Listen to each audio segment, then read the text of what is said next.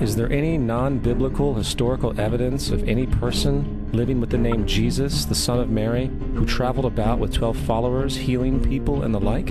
There are numerous historians who lived in and around the Mediterranean either during or soon after the assumed life of Jesus. How many of these historians document this figure? Not one.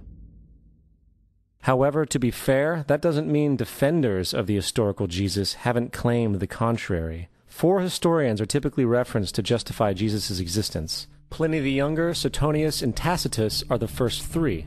Each one of their entries consists of only a few sentences at best, and only referred to Christus or the Christ, which in fact is not a name but a title. It means the Anointed One. The 4th source is Josephus, and this source has been proven to be a forgery for hundreds of years.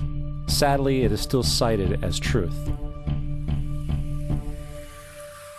You would think that a guy who rose from the dead and ascended into heaven for all eyes to see and performed the wealth of miracles acclaimed to him would have made it into the historical record. It didn't, because once the evidence is weighed, there are very high odds that the figure known as Jesus did not even exist.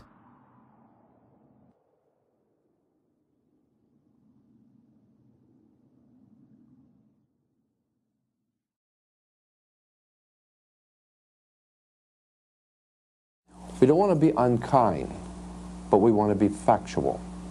We don't want to cause hurt feelings, but we want to be academically correct in what we understand and know to be true. Christianity just is not based on truth. We find that Christianity was in fact nothing more than a Roman story developed politically. The reality is, Jesus was the solar deity of the Gnostic Christian sect, and like all other pagan gods, he was a mythical figure. It was the political establishment that sought to historize the Jesus figure for social control. By 325 AD in Rome, Emperor Constantine convened the Council of Nicaea. It was during this meeting that the politically motivated Christian doctrines were established, and thus began a long history of Christian bloodshed and spiritual fraud. And for the next 1600 years, the Vatican maintained a political stranglehold on all of Europe, leading to such joyous periods as the Dark Ages, along with enlightening events such as the Crusades and the Inquisition.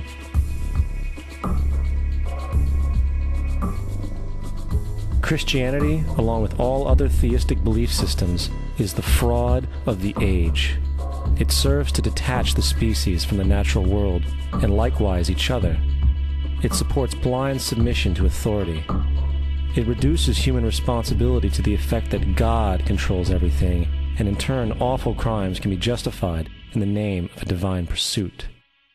And most importantly, it empowers those who know the truth, but use the myth to manipulate and control societies.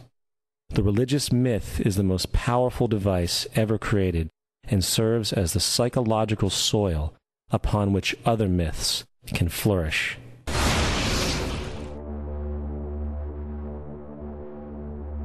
A myth is an idea that, while widely believed, is false.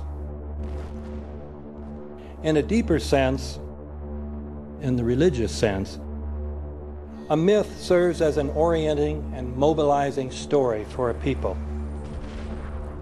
The focus is not on the story's relation to reality, but on its function. A story cannot function unless it is believed to be true in the community or the nation. It is not a matter of debate. If some people have the bad taste to raise the question of the truth of the sacred story, the keepers of the faith do not enter into debate with them. They ignore them or denounce them as blasphemers. It is wrong, blasphemous, and sinful for you to suggest, imply, or help other people come to the conclusion that the U.S. government killed 3,000 of its own citizens.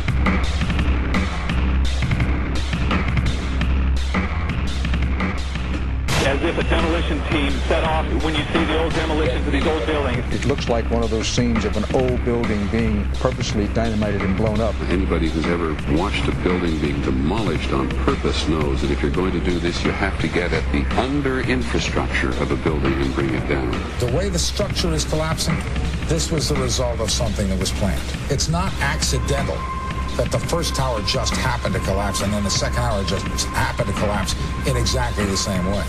How they accomplished this, we don't know. The building collapsed to dust. You don't find a desk.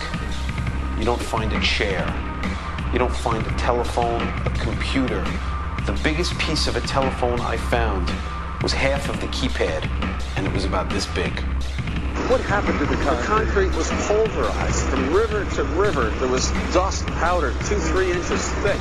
The concrete was just pulverized. Reminiscent of those pictures we've all seen too much on television before, when a building was deliberately destroyed by well-placed dynamite to knock it down. If they had detonated, they were planned to take down a building. I heard a second explosion. There was a heavy-duty explosion. Then there was some secondary explosions and then the subsequent collapses. An explosion blew and it knocked everybody over. To me, it sounded like an explosion. It sounded like gunfire. Bang, bang, bang, bang, bang. And then all of a sudden, 3 big explosions. We heard a big explosion coming down. And then the entire top of the building just blew up. We saw some kind of explosion. By the force of the explosions. Big explosion. Blew us back into the 8th floor. Then we get to the lobby. This is a big explosion. The lobby looked as though a bomb had exploded there. A huge explosion now raining debris. It's been a huge explosion. Huge explosion that we all heard and felt. We just witnessed some kind of follow-up explosion. We heard a very loud blast explosion. A secondary explosion at Tower 1 camp. That is another bomb going off. He thinks that there were actually devices that were planted in the building.